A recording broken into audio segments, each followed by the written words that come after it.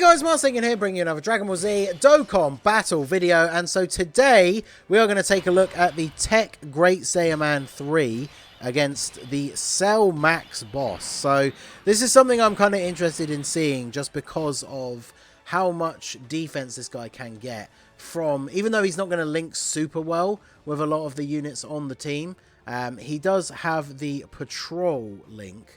Trying to find, of course, the one that I want to find has dropped off of the list here. Trying to find somebody that has patrol, but patrol at level 10, I guess I can just bring it up here, gives an extra 20% defense. So obviously that is going to be very good for this guy.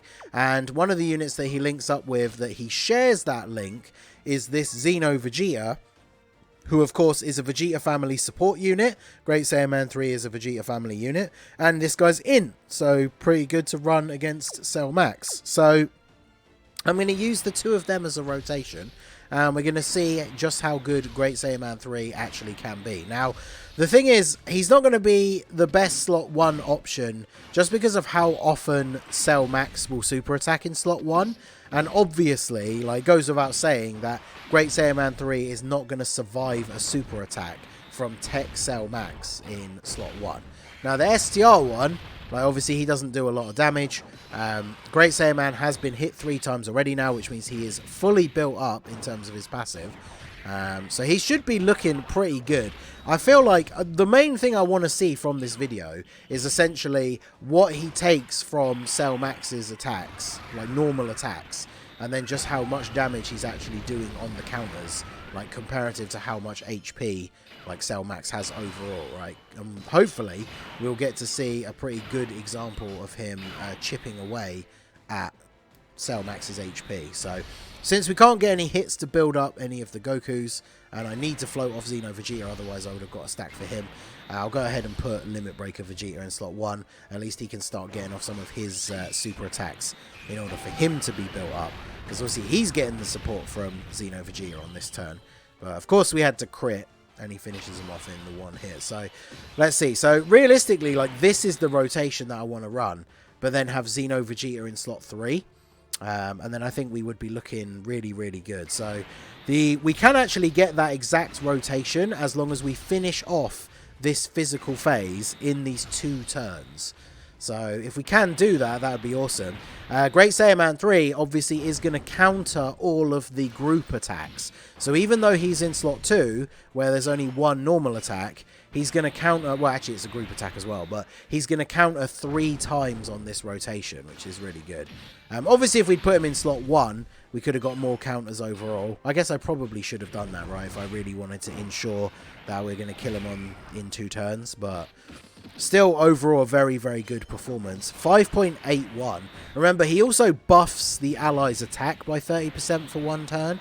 If he gets a double super, like, that factors into how much damage his counters can do. Yeah, look at that. 2.7 off of a crit counter. It's a shame there's no though there's no more group attacks in slot 3, because he just is able to dish out so much extra damage with all of these attacks that he's taking. Like, he was an MVP against Kumba when I was trying to do the no item run with the super version of the Heroes team, because the extreme version is in a much better place to fight Kumba, obviously, because the final phase is physical, and like, you're running double Hearts leads, who is STR, and obviously the super team, you've got Goku, who is in. So the super version of the team definitely has a little bit more difficulty with the Kumba stage, especially if you're going for a no items run. But during the AoE phase, where he's AGL, Great Saiyaman 3 definitely helped quite a lot in terms of putting out a ton of damage. Another unit that's really, really good for that event as well is the Supreme Cry of Time, the tech one, because she heals at the end of the turn when she gets hit. So even if you're like, you can hide her in a slot where she's not going to take any normal attacks or the potential of a super, but she's obviously still going to get hit by the AoE attacks, and then you get a heal at the end of the turn. So very, very good. Thanks to Vegeta getting the triple super, we are absolutely done with the physical phase, and now we actually have a good setup here for the turn. So we have Patrol and Shattering the Limit, so we're getting that 20% extra defense from Patrol. Obviously Shattering the Limit is also giving 5%, So we are looking at what? Wow, 489. Man, if he had damage reduction against all attacks, sorry, it's 482 because 9 is the next number.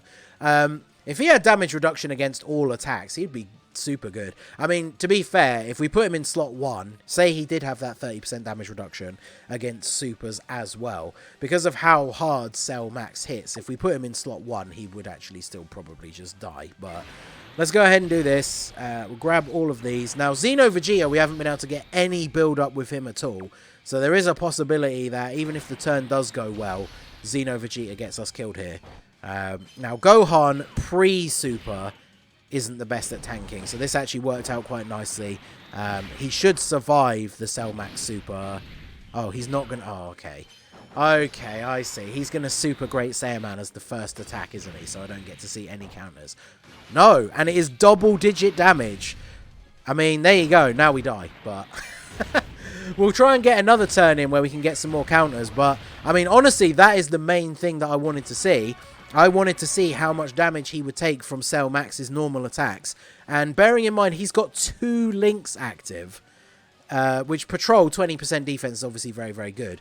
But yeah, 2 links active, and he's tanking Cell Max for double digits. So let's jump back in and see if we can get another turn with some more counters.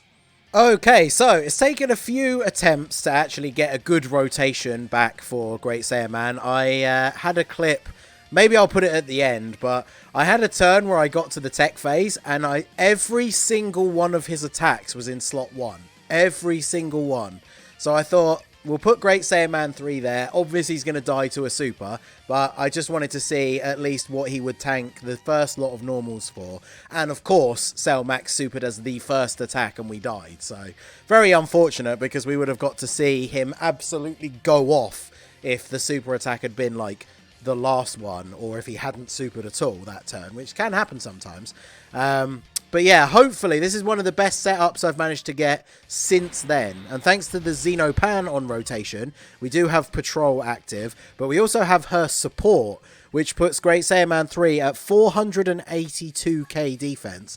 And remember, he gets a 30% defense raise on super attack, so he's going to have a lot of defense. I'm hoping that this turn essentially plays out in him super attacking in slot 1 and then not super attacking Great Saiyaman. So we'll see how that plays out. So here's the first one. We get the super. If he is going to double super this turn, hopefully it's like the last attack or something. But obviously we already saw from the previous clip that we can tank normal attacks from Cell Max when we have Patrol active for double-digit damage. I just want to see a good turn of counter damage here. So let's see what we got. I mean, the fact that he tanks for double digits is really, really good. And then look at that. Crit counters are doing just over 2 million damage. You obviously want to go for as much crit as possible on this guy. Look at this. Back-to-back crit counters. He's just eating away at that health bar. So, yeah, Great Saiyaman 3, definitely a very, very solid pick for Cell Max, as long as he's not eating a super attack, which obviously just reinforces how ridiculously good Scouter abilities are, right? Because if we know there's not going to be a super attack, we can just straight up go ahead and put him in slot 1, and then he's going to be perfectly fine. So definitely very, very strong. I don't think we are likely to survive this turn unless I use a Senzu beam here. I don't think the Goku's not fully built up, so chances are Goku's just going to die in slot 1 here, because I rushed through the previous phases, yeah, to get to this one as quickly as possible. He is built up now, so post-super, his defense here is going to be really good, but I don't think he survives the super attack. Double super, though, 10.5. Yeah, Goku definitely looking pretty good in this setup. And this is without extra support, because obviously we have Xeno Vegeta in slot 3. So he's not providing any support whatsoever to Goku. And unfortunately, Cell Max didn't super. So Vegeta is not going to live a super attack. So I'm fairly sure we are dead here. We could get one of those turns, like I say, where Cell Max actually just doesn't super. Level 3 dodge. Oh, let's go. Alright, so Limit Breaker Super Saiyan 4 Vegeta, level 3 dodges Cell Max. Let us go. That was so good. Just don't super. Actually, I don't think he can super again because that super attack was so late. And then look at Xeno Vegeta tanking for double digits as well. What an absolute Chad. Oh, you kidding me? Bro. After all that, he locks this Goku in slot 1. The friend Goku, I think, has like 2 dupes. Or actually, no. The friend Goku on this run has 1 dupe. So chances are we are not surviving here because he's been floating and absolutely is not built up. So don't super. Oh. Oh. Is Great Saiyaman... Now, if Great Saiyaman doesn't eat a super attack to the face, can we kill him with a Great Saiyaman counter? That would actually be amazing. Come on, let's see. Great Saiyaman, don't let me down. Actually, no, we can't do enough damage with 1 counter, but... Crit counter? Yeah, Cell Max has a lot of HP, but...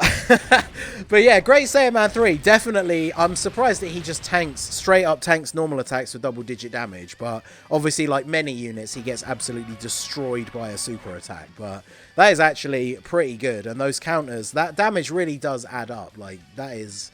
pretty damn good. So yeah, that is going to be it for the video, guys. This has been the Masked Ningen. Smash that like button, subscribe to the channel if you are new. Let me know your thoughts on Great Saiyaman 3 down below in the comment section, and I will see you all again soon.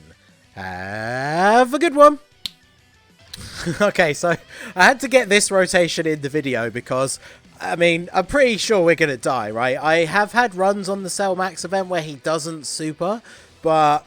I mean, look at this. Every single attack is in slot 1. Now, we don't have Xeno Vegeta or Xeno Pan on this rotation, so we only have Shattering the Limit. We do still have 371k defense. So I'm really hoping that we can at least get to see some counter attacks here before the super. If the super is the first attack of the turn, I'm going to be very disappointed. But, oh my god.